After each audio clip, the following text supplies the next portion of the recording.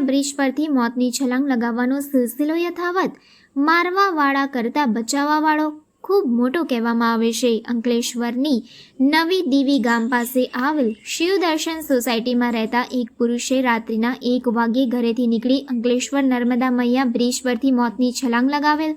પાણીમાં પડ્યા બાદ તેઓ સતત હાથ હલાવતા રહ્યા હોય. તેઓ વહેલી સવારમાં ભરૂચ તાલુકાના કુકરવાડા ગામના નદી કિનારે પહોંચતા સ્થાનિક નાવિકોને જોતા પાણીમાંથી તેઓને બહાર કાઢી લાવી સામાજિક કાર્યકર ધર્મેશ સોલંકીનો સંપર્ક કરતા ધર્મેશ સોલંકી અને તેની ટીમ સ્થળ પર પહોંચી મોતની છલાંગ લગાવેલ ભાઈને પૂછતા તેઓએ જણાવ્યું હતું કે હું કંટાળી ગયો છું, મારે જીવવું નથી, મારે મરી જવું છે. વારંવાર પૂછતા તેઓએ તેમની દીકરીનો મોબાઈલ નંબર આપેલ. સામાજિક કાર્યકર ધર્મેશ સોલંકીએ તેમના પરિવારની સાથે સંપર્ક કરી સ્થળ પર બોલાવેલ અને મોતની છલાંગ લગાવેલ પુરુષને તેના પરિવારને સોંપવામાં આવેલ. છેલ્લા 15 દિવસમાં ત્રીજો બનાવ છે કે જેમણે નર્મદા મૈયા બ્રિજ ઉપરથી મોતની છલાંગ લગાવી હોય. સદનસીબે ત્રણેયને બચાવી લેવામાં આવ્યા છે. દશા માતાના વ્રતના વિસર્જનના બીજા દિવસે એક વૃદ્ધ નર્મદા મૈયા બ્રિજ ઉપરથી મોત વાલું કરવાનો પ્રયત્ન કરેલ, જેને સ્થાનિક નાવિકો દ્વારા બચાવી લેવામાં આવ્યો હતો. ત્યારબાદ થોડા જ દિવસોમાં એક યુવતી મોતની છલાંગ લગાવેલ. તેણીને પણ સામાજિક કાર્યકર ધર્મેશ સોલંકી અને સ્થાનિક માછીમારોની મદદથી બચાવી લેવામાં આવેલ. આજ રોજ પણ એક 55 વર્ષની ઉંમરના એક પુરુષે મોતની છલાંગ લગાવી હતી. તેમણે પણ ભરૂચ તાલુકાના કુકરવાડા ગામના નદી કિનારેથી સ્થાનિક નાવિકો દ્વારા બચાવી લેવામાં આવેલ છે. આમ 15 જ દિવસમાં ત્રીજો કિસ્સો છે જેમણે નર્મદા મૈયા બ્રિજ ઉપરથી મોતને વહાલું કરવાનો પ્રયત્ન કર્યો હતો.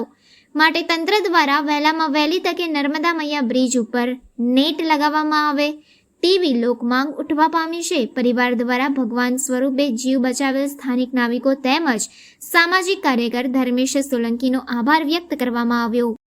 આજ લગભગ સવારના 6 વાગ્યા દરમિયાન કુકરવાડા ગામે તે એક સ્થાનિક નાવિકનો મારી પર ફોન આવેલ કે એક ભાઈ નર્મદા મૈયા બ્રિજ પરથી મોતની છલાંગ લગાવેલ અને તે ભાઈ જીવતી હાલતમાં કુકરવાડા ગામના નદી કિનારે જ્યાં હનુમાનજી મંદિર આવેલું છે તે કિનારે જીવતી હાલતમાં દેખાઈ રહ્યા છે અને અમે નાવડી દ્વારા તે ભાઈને બહાર કાઢી લાવેલ છે.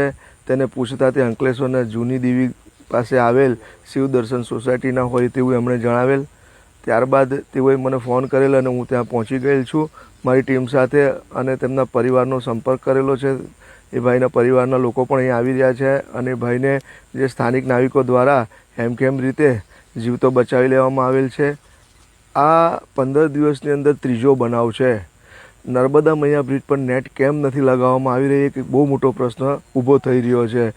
દશામાના વ્રતના બીજા દિવસે એક વૃદ્ધે જીવનથી કંટાળીને ભૂચકો મારેલો, તેને પણ સ્થાનિક નાવિકો દ્વારા બચાવી લેવામાં આવેલ. થોડા દિવસ પછીથી એક યુવતીએ મોતની છલાંગ લગાવેલ. તે સામાજિક કાર્યકર ધર્મેશ સોલંકી અને સ્થાનિક નાવિકોની મદદથી બચાવી લેવામાં આવેલ. અને આજ રોજ ફરીથી એક આ પુરુષે જીવનથી કંટાળી અને નર્મદા મૈયા બ્રિજ પરથી મોતની છલાંગ લગાવેલી છે અને તેને રામ રાખે તેને કોણ ચાખે. જેનું જીવન બાકી હોય તેને મારવાવાળા કરતાં બચાવવાવાળો બહુ મોટો છે તેવું કહી શકાય. આ કુકરવાડાના જે સ્થાનિક નાવિકો છે તેમણે એમને બચાવી લીધેલા છે અને એમના પરિવારને બોલાવેલા છે. માટે મારો તંત્રને અનુરોધ છે મીડિયાના માધ્યમથી કે વહેલીમાં વહેલી તકે નર્મદા મૈયા બ્રિજની બાજુમાં નેટ બાંધવામાં આવે.